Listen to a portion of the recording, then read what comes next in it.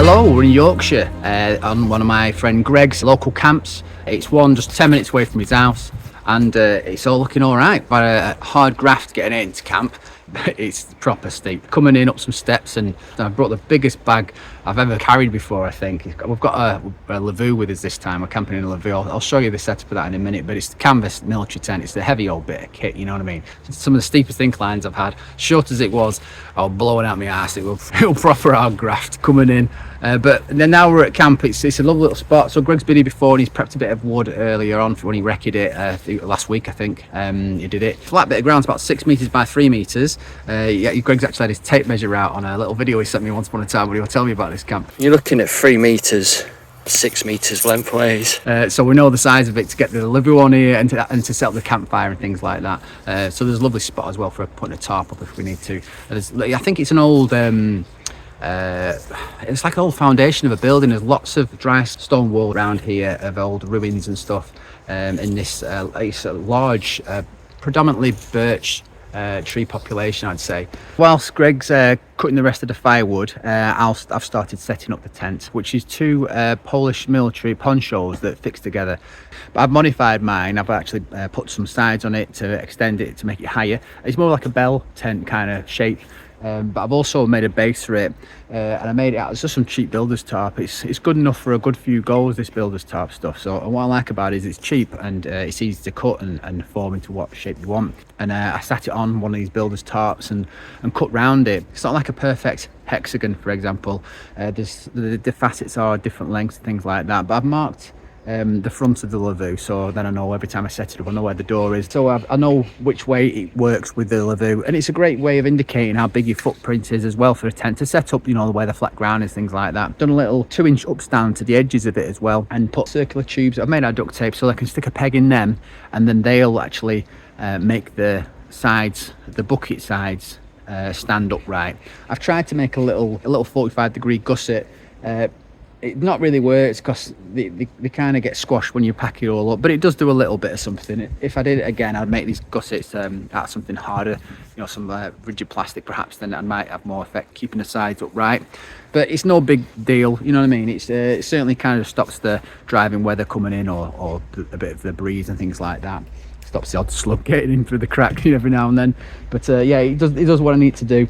So that's the mat down now. I've just unwrapped the Lavvu, unrolled it, and now I'm just going to get the legs out that I'm going to use to prop it all up. I'm doing a bipole, I suppose that's what you call it. Now, these are the poles that come with the Lavvu. You get like 3 or 4 of them now, admittedly. And I own about 2 or 3 Lavvus, so I've kind of just gathered them all together. And I put a shock cord through them, and it kind of creates that like familiar scenario that we get with modern tents where they all kind of lock into one another.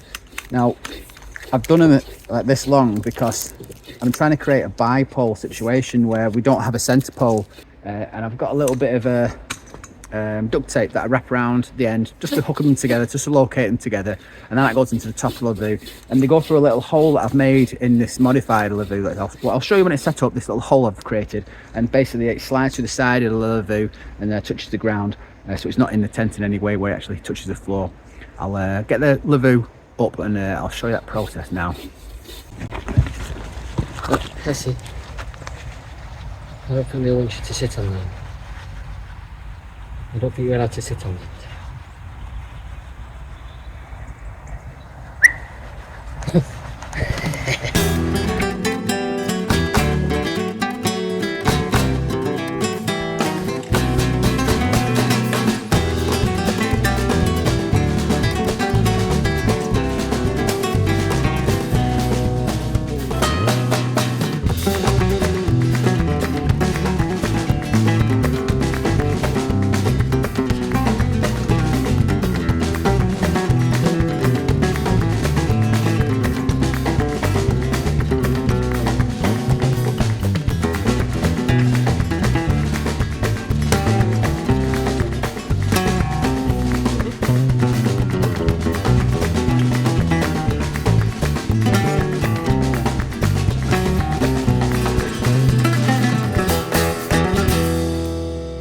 Well, that's it, she's up. She takes some doing though, putting this thing up. They are a bit of a faff. but they're good fun if you like building things like this like I do. So yeah, it's up, and I'll take you around it and I'll show you what I've done. And I'll show you some parts of what I've done that's possibly a little bit different to what others do as well. This mark on the side of this Lavvu here, I believe this is for when it's folded up and it's in storage, and I think it comes with a slight waterproofing product on the Lavvu that must wear out. Perhaps this might have been on top of the pile, for example, and that's often lets more water through than some of the other bits. They're designed in the sense that the cotton canvas, so I believe the fibres swell and become tighter, and then water sheds off, and that's how they're designed to function, I believe. But yeah, in this instance, I think because this is the waterproof products come off it a bit, that can, if you touch it, your water will come through a bit. But they're not brilliant things for complete waterproofness, because they're like a multi-purpose product. For example, these are the armholes, and that's the hood part of the poncho, and that makes the cloak that would be that wrap around a soldier. And that part there, you pull a drawstring, and that pulls the neck of the hood around the shoulders of the soldier. So yeah, this is what that's designed to do. One half is a poncho for a soldier. I'll show you some footage from another camp where I wore the poncho and show it as a half one-man shelter as well. It's actually a slightly larger poncho in the video, and it's unmodified, but you'll be able to see there's not much room for anyone over 6 foot without any modifications. But it gives you a good idea of what the poncho is designed to do as a half shelter for one soldier. And this side of it's not got the same problem, so clearly this one was tucked under other ones. It's a bit of a better quality side of the Lavvu. It's not been, these haven't been actually in military use, these, so they've just been from storage, though they're not used a military surplus. Some of the Lavvus that I've seen clearly have been in military use because they're a bit more worn out, but yeah, these are in a good nick considering really how old they are. But you know, they've just been stacked there, haven't they? So they've not been up to much. The modifications I've done here that are slightly different in the sense that I've done a little Velcro hole underneath the end of the Lavvu here. This is the bit I put on. So normally that will go straight to the ground. By putting that on, it makes this an awful lot higher, and it creates a lot more space. This part of the ponchos, when at the ground, they're quite unusable space, being so close to the ground. So yeah, by doing that, you create a lot more usable space in there.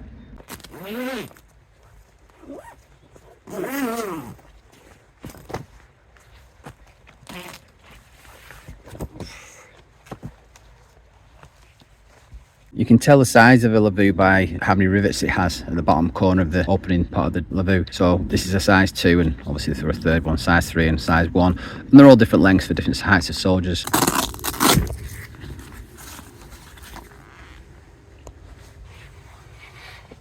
And this is what it's like inside. It can be quite dark, so that's why I put plenty of lights in here. But that's great for, obviously, if the sun's shining, stops the sun coming in. But obviously it's the thicker walls mean it's warmer as well, but it also can get hotter as well in the summertime because of the canvas not really letting heat out. So yeah, there's advantages and disadvantages, but a lot of people convert these into hot tents. So in other words, they open up one of these armholes and they put like a little log burner in here, a little packable stove, and they're very popular for creating winter tents. So this is a zip that I put all the way around. It's something that I thought I could zip off that lower skirt and possibly use it just as a standard size 2 Lavvu, but I don't think I'll ever do that in all honesty.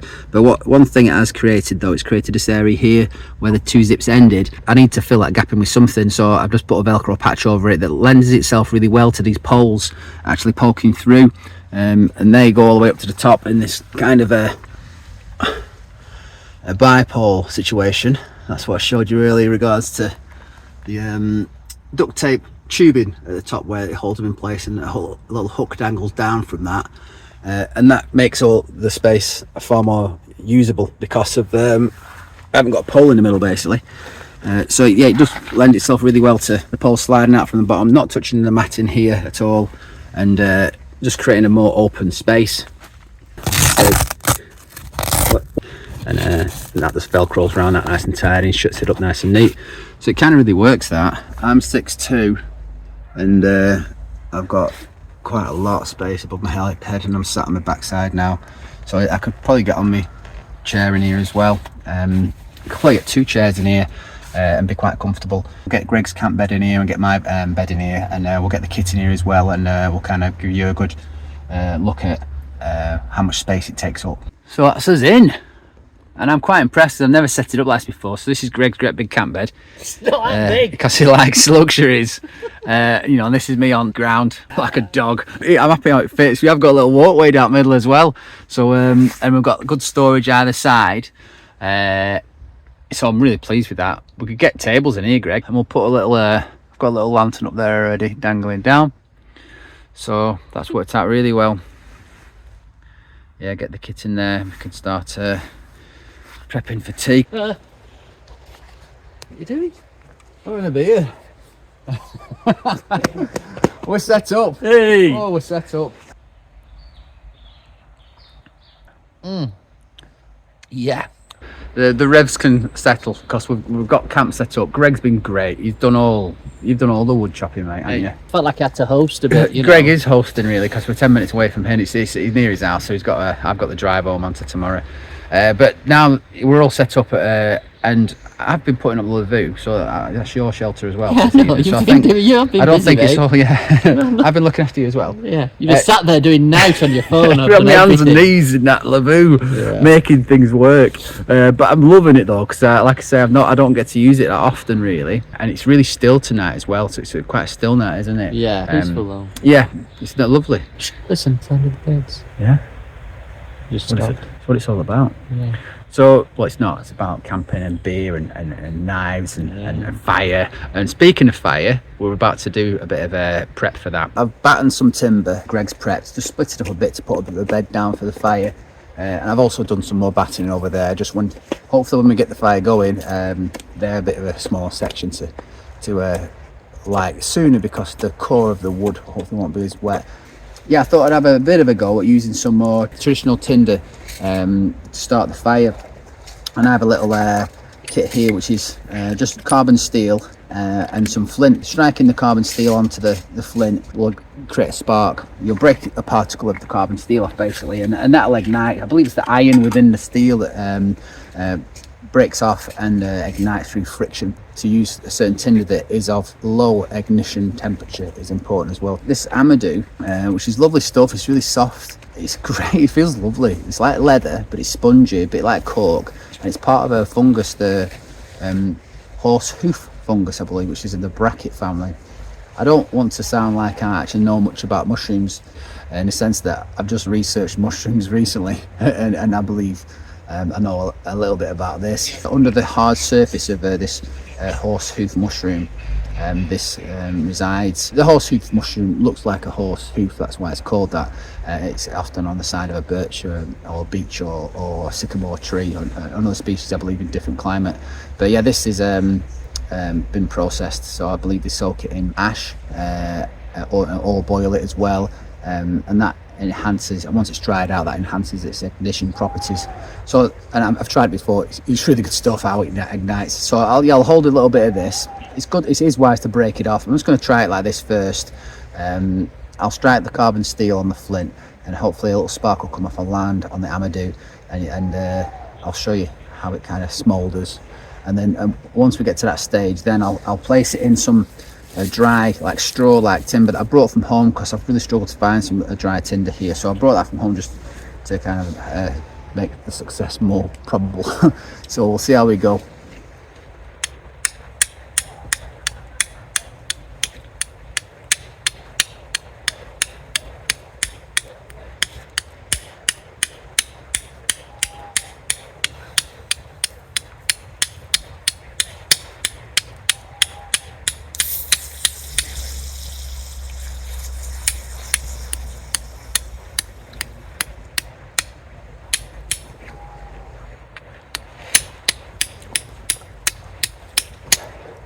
There we go.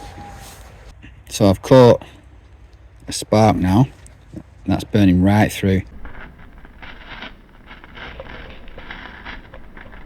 This would be gone in like about 20 minutes if I left it, but it's a very ancient technique of carrying a spark, this.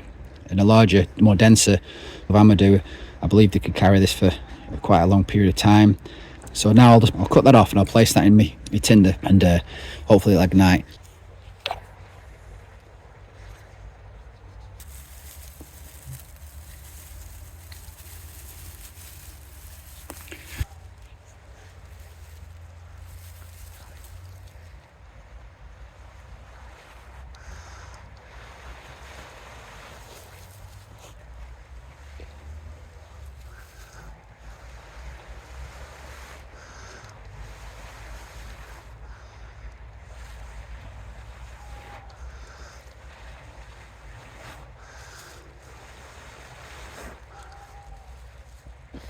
There you go.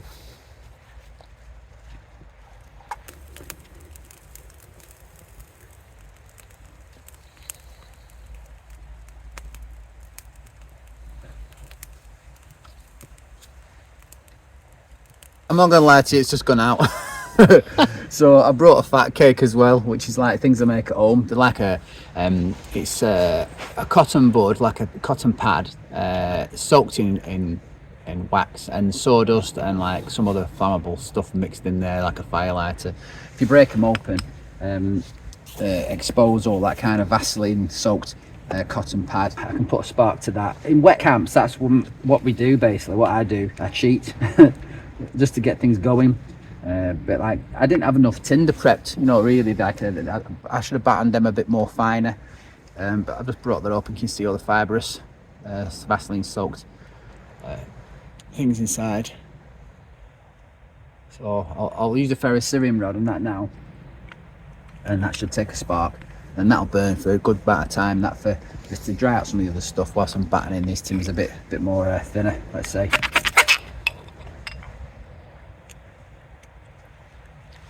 And see all the fibres catching, that's the Vaseline igniting, and the wax will start to melt. You see more little bits of firelighting stuff in there, but they'll burn for like 10 minutes probably then.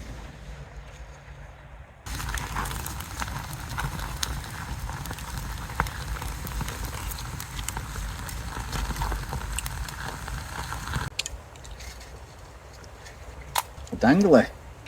Dingle dangle. Campfire's burning. We struggled with that then. It's always harder in winter, though. Like, you know, you get there is a dampness to it, isn't there? And it's not straightforward.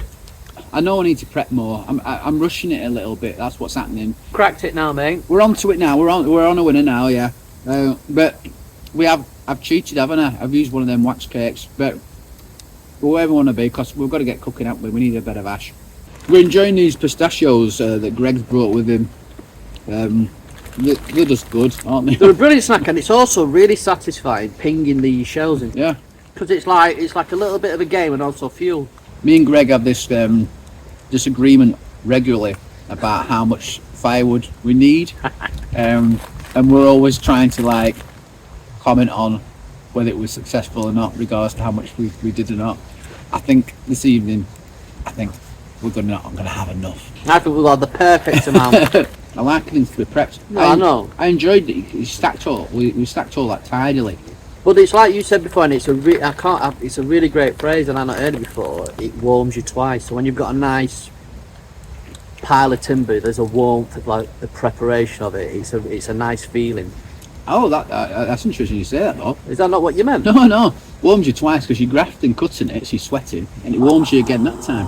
But you think it's a good feeling. More of a feeling thing, that's rather. Interesting. Yeah, that's how I took it. It warms you thrice.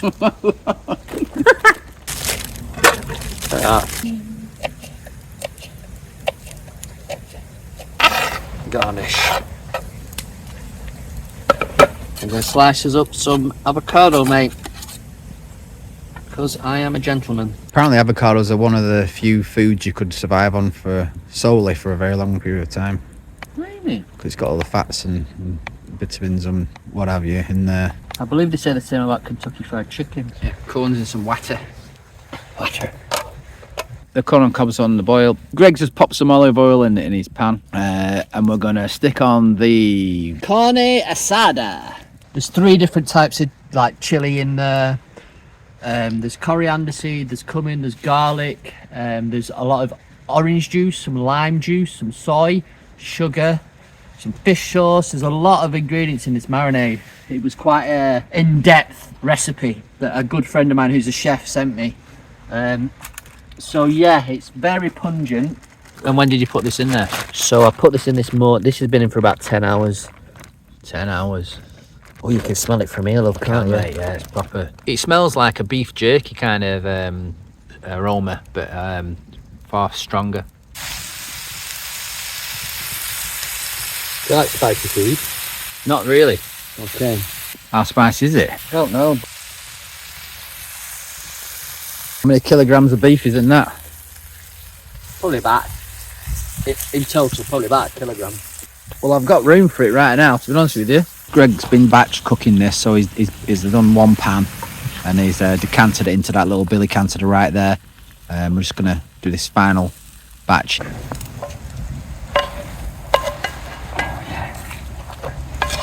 Woohoo! Oh, it's a little picnic. So are we spooning that out onto a tortilla? Is that what the crack is? Yeah, I'd spoon it out, then put a bit of sour cream on, put a bit of garnish on. Yeah. See how you get on.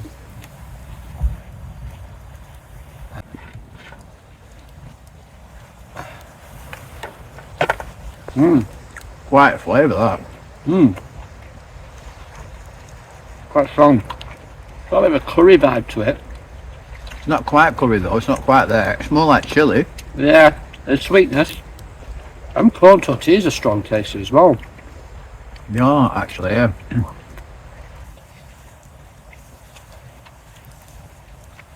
And the meat's great though, it's like eating beef jerky. Yeah, a bit wet. I wet jerky.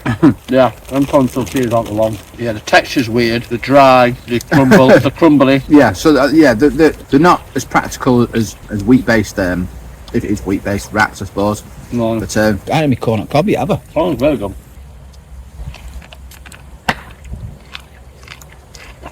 The corn's good. Corn on cob's great. Could do with a bit of butter. That meat though is really good, Greg. I'm not tasted something like that before. I'm not happy with them corn tortillas. It was good. I enjoyed that, mate. Thank you. No worries. They do an excellent job. Yeah. Clean up job now, here now with this. We're ready for a nip. We've all got some beers left, haven't we?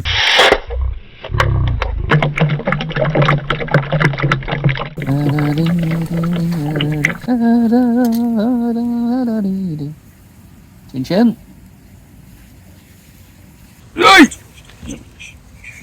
Oh, we're done washing up now.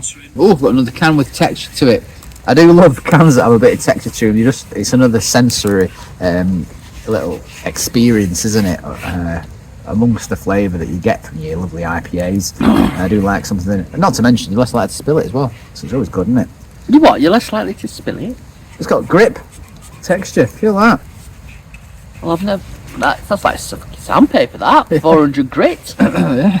Oh, that's lovely. I know. Yeah, I enjoy that. It's another sensory experience. 5.2%. As if you've not said the name of it. Go on, is it? Jiddler's Tipple. Jiddler? Jiddler. What's a jiddler, do you think? Jiddler. Let's have a do on this.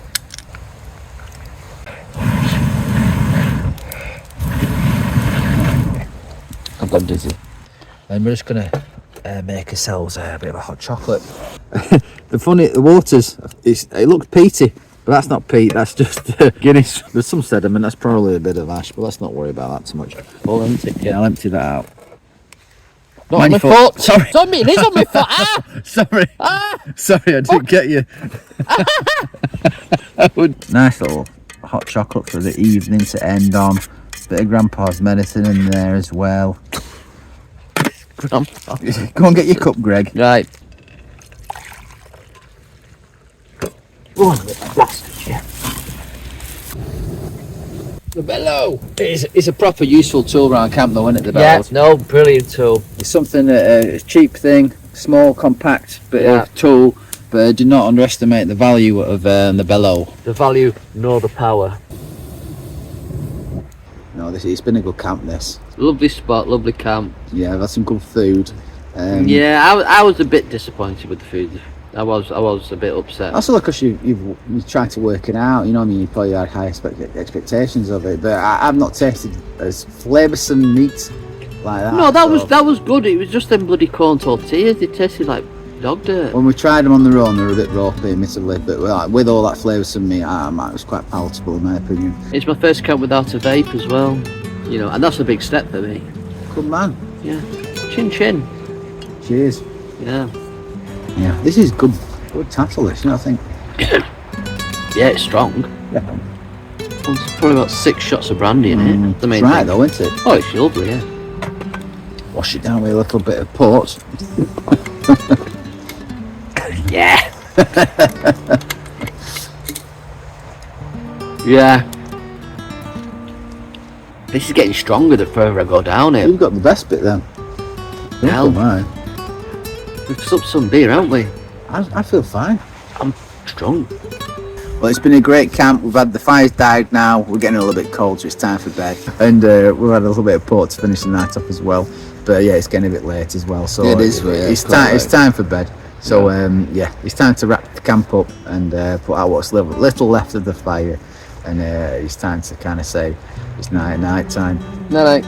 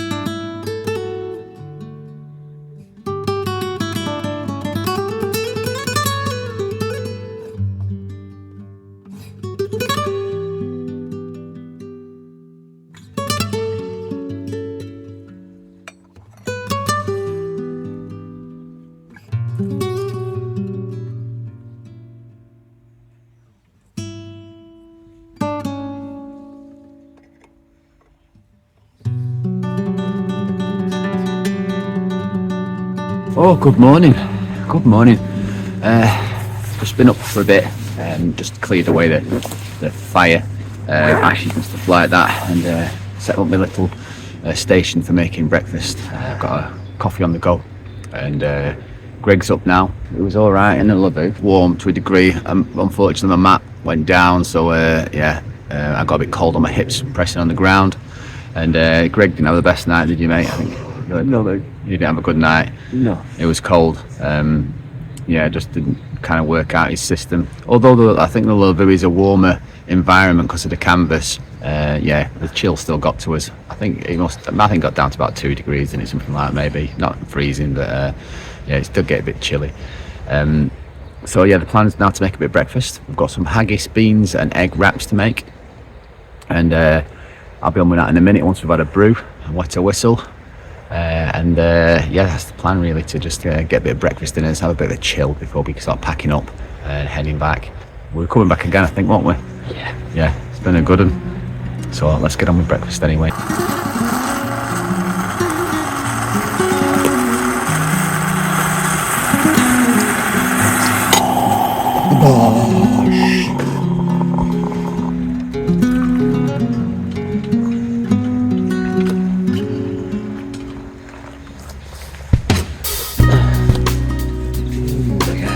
That's warm.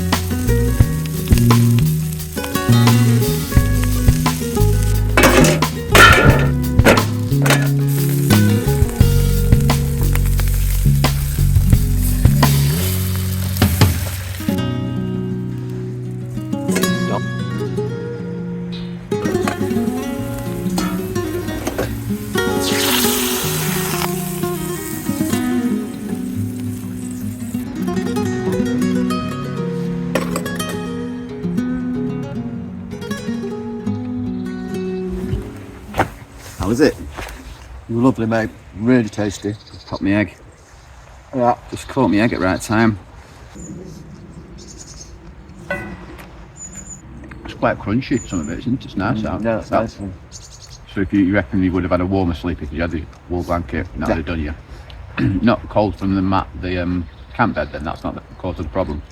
Yeah, but I'd have had the wool blanket underneath me. Oh, wow.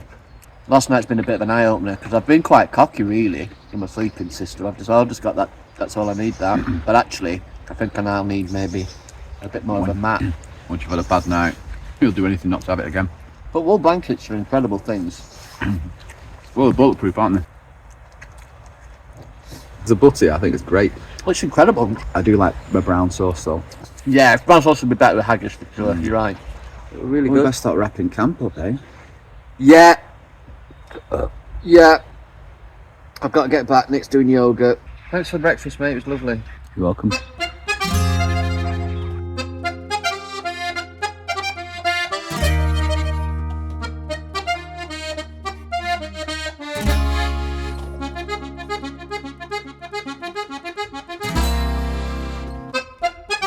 It's time to say goodbye, and I'll give you a little bit of footage of us leaving this treacherous land. It's very hilly whilst we're carrying a very big bag, but yeah, it's been great for you to watch us, and I appreciate it. So see you next time.